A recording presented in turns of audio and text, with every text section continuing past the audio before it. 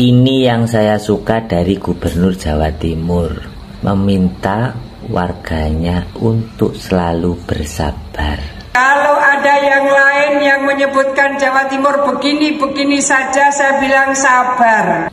Jadi buat warga Jawa Timur termasuk saya, jika Jawa Timur dikatakan begini-begini saja, ya yang sabar. Kalau ada masalah terkait jalan berlubang, masalah pengangguran, masalah kemiskinan, masalah biaya sekolah yang tinggi, ya yang sabar. Pokoknya untuk rakyat kecil itu hanya diminta sabar. Bahkan kalau ada keluhan, kalau ada aspirasi yang sekiranya disampaikan tapi nggak didengar, ya sudah, sabar aja dulu. Solusi itu pasti ada kalau sudah mendekati pemilu. Jadi kalau Jawa Timur ketinggalan dengan daerah lain, ya sudah, terima saja, karena kita diminta untuk sabar. Bukan begitu teman-teman. Kalau punya pendapat lain, yuk komen dan follow-nya ya. Saya ingin meminta pendapat dari masyarakat terkait gugatan Cak Soleh ke Gubernur Jatim soal pengampunan pajak. Apakah banyak masyarakat yang mendukung gugatan ini ataukah justru apatis? Ayo melo aku. Kebetulan ini ono wakaji model ini. Apakah wakaji ini telat bayar pajak ataukah dia taat membayar pajak?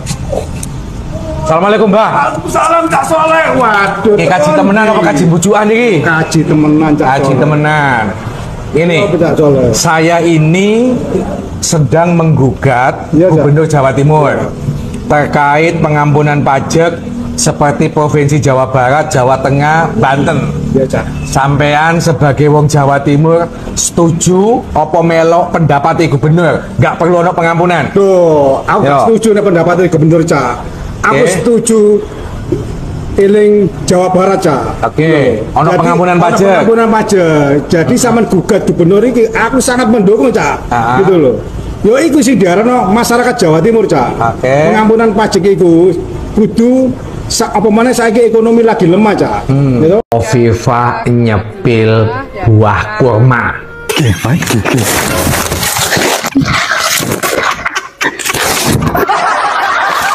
Gak yang tak komen ke karo warga Jawa Timur kena apa kok bisa-bisanya pada speak up apa jenenge gubernurnya lagi kaji ya, kudunya Rika bangga mat ya, kamu yang warga Jawa Timur tidak berangkat kaji bisa disepilkan sama gubernurku ya. Ya bisa disepilkan sama gubernur, ada pasir ya, terus ada batu ya, batu Mekah gue, terus anak kurma ya, teman anak burung dara gue nang Masjidil Haram apa nang ini kudunya Rika bangga yang tidak berangkat haji di Jawa Timur ya.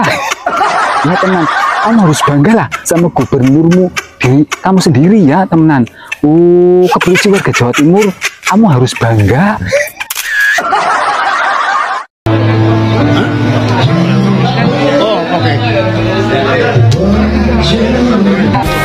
Yang banyak ini Blitar. Oh, di Blitar ya malah. Ini pas lagi kurang oke ya. Kalau yang gede-gede gitu lagi musim.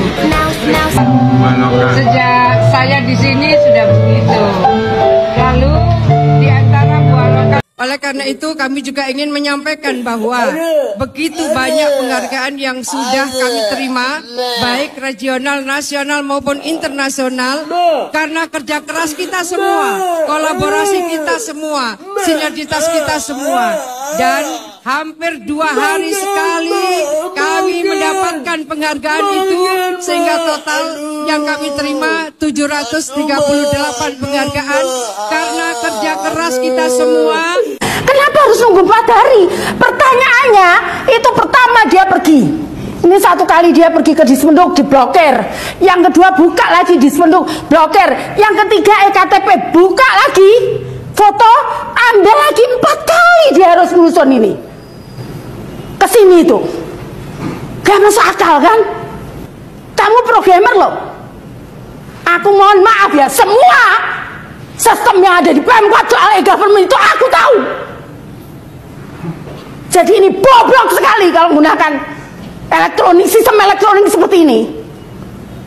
Kamu kan terima datanya itu di apa namanya dari DKP. Kenapa harus kembali lagi?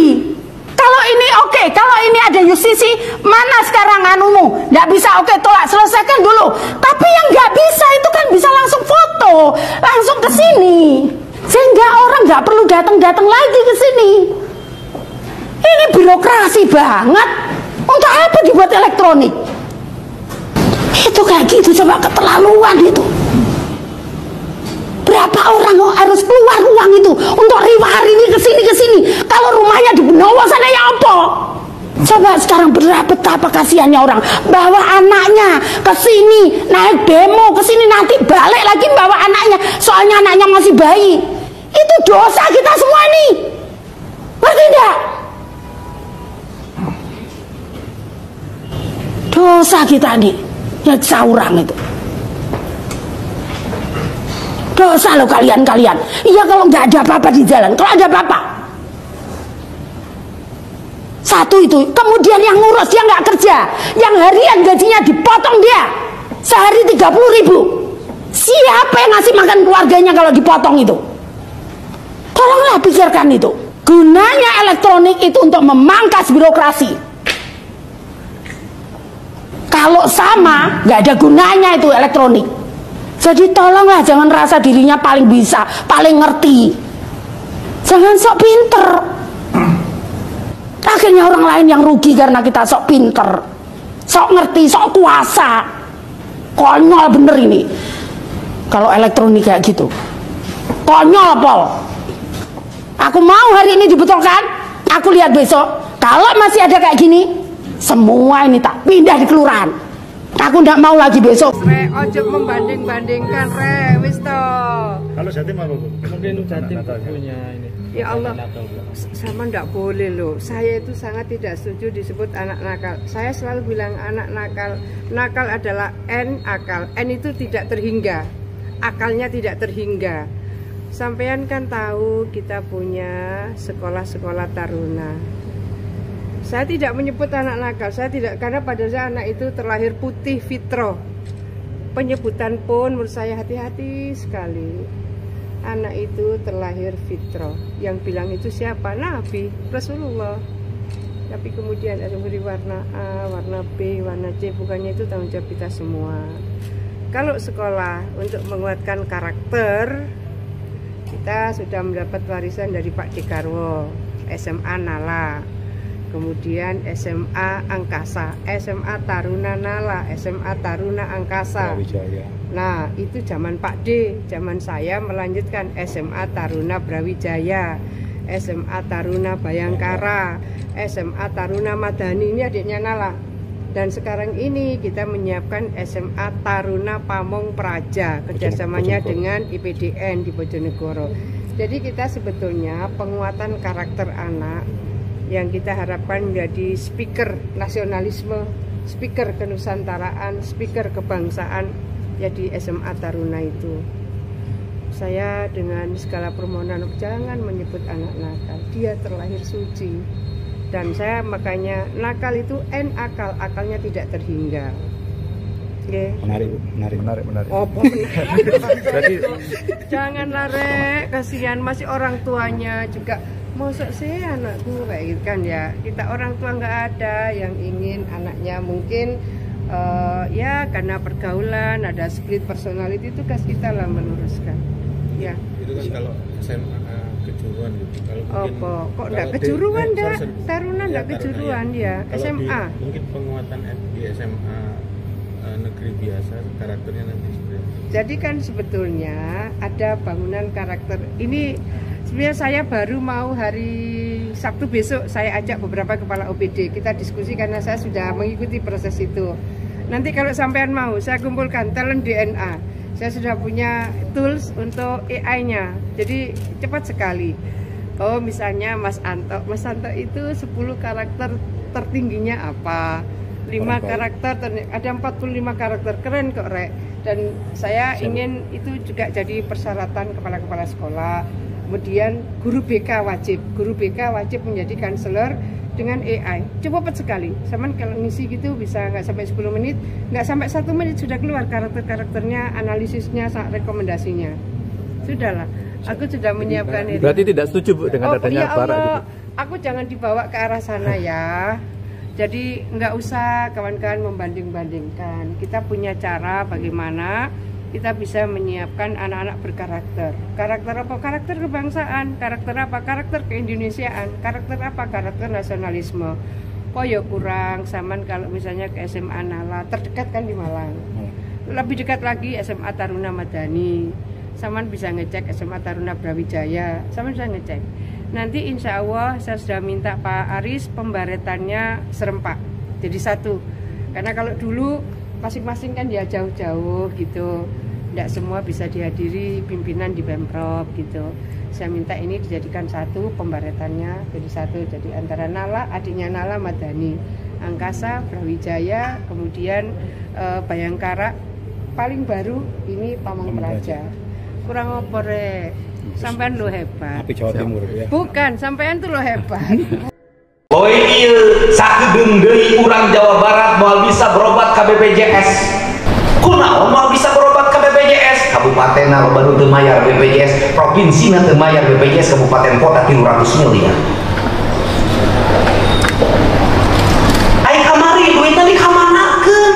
Di aur-aur ka ditu ka dieu, beleg ka ditu, beleg ka dieu, beleg ka ditu, beleg ka dieu. Nu lain hakna narima duit provinsi. Kabeh nu narima duit eta lamun isukan aya jelema mau kulantaran di rumah sakit BPJS na teu bisa mayar kulantaran negara can mayar. Lamun anu ngajuru orokna mau indungna mau kulantaran negara teu mayar BPJS mayar, maneh doraka. Rek nyarita naon? Bahkan secara administrasi eta warga bisa gugat negara. Sabab naon? Hakna teu dibikeun ke negara. Urang gagah nyaritakeun siga jelema pangmulyana, rakyat engkak-engkakan di rumah sakit teu bisa mayar BPJS na teu dibayar ku negara, ku provinsi jeung kabupaten. Sabaraha hiji jelema nu maot, sabaraha hiji jelema nu teu kalayanan, sabaraha hiji jelema nu talangsara. Doraka ieu. Kang Deddy Mulyadi menyebutkan bahwa Kabupaten Garut menjadi kabupaten terbesar mendapatkan dana hibah. Hampir 500 miliar Kabupaten Garut mendapatkan dana hibah. Yang jadi persoalan adalah ada salah satu yayasan mendapatkan 50 miliar. Terus juga ada orang yang membuat yayasan baru langsung mendapatkan dana hibah. Yang jadi pertanyaannya adalah siapakah pemain di belakang ini semua? Karena ada isu juga pimpinan pondok pesantren hanya mendapatkan angka 10 juta, tapi secara data mendapatkan hibah puluhan miliar. Nah ini sisanya puluhan miliar kemana nih? Kalau misalkan pimpinan pondok pesantren kiainya hanya dapat dana 10 juta seperti itu, nah yang miliarannya kemana? Ini pertanyaannya, ini perlu diselidiki nih. Miris jika dibandingkan dengan kondisi saat ini. Tunggakan BPJS saja Pemprov Jabar ada 300 miliar. Ini Kabupaten Garut, satu kabupaten mendapatkan bantuan hibah paling besar 500 miliar. Saya sebagai warga Garut ini menjadi malu juga ya. Karena di Garut sendiri UMR-nya juga sangat minim. Dan untuk yang mendapatkan dana hibah mohonlah istilahnya untuk lihatlah kondisi sekitar, kondisi masyarakat saat ini banyak yang kesulitan, dana BPJS juga belum dibayar. Tolong kembalikanlah kalau misalkan si PJ-nya juga tidak jelas nih. Untuk pihak-pihak berwenang nih, mulai dari Kejaksaan, KPK, tolong diperiksa nih yang kemarin dapat dana hibah. Ini PJ-nya udah benar atau belum? Kalau misalkan tidak belum, mulai dikejar nih, mulai dikembalikan saja si dana hibahnya.